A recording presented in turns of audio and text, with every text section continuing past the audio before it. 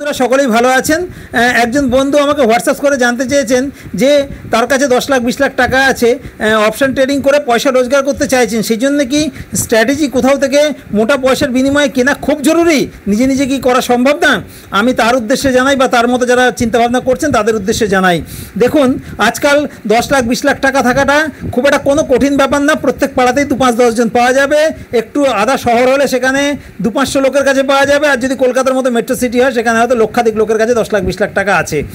টাকা থাকাটা কোনো কঠিন ব্যাপার না, কিন্তু সেই টাকাটুকু কাজে লাগিয়ে সামান্য কিছু সময় সিস্টেম বা কম্পিউটারের সামনে বসে পয়সা সহজে মোটা টাকা রোজগার করার যে পদ্ধতি, যে স্ট্র্যাটেজি, সেই স্ট্র্যাটেজি কিন্তু সবার কাছে নেই।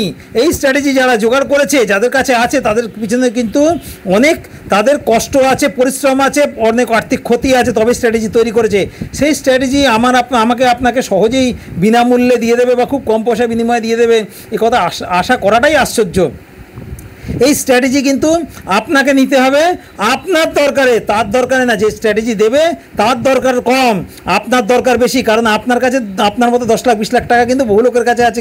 ইনকাম আপনাকে করতে হবে, তাহলে স্ট্র্যাটেজি জোগাড় করতে হবে আপনাকে। কোথা থেকে জোগাড় করবেন, কীভাবে জোগাড় করবেন, কত টাকার বিনিময়ে জোগাড় করবেন বা বিনা পয়সা জোগাড় করবেন, সেটা আপনার ব্যক্তিগত ব্যাপার, আমার কোনো ব্যাপার না। এটা কিন্তু কোনো আমার পরামর্শ না, জাস্ট আমরা আমাদের অভিজ্ঞতা বললাম। ট্রেডিং করুন, ট্রেডিং শিখুন। ধন্যবাদ।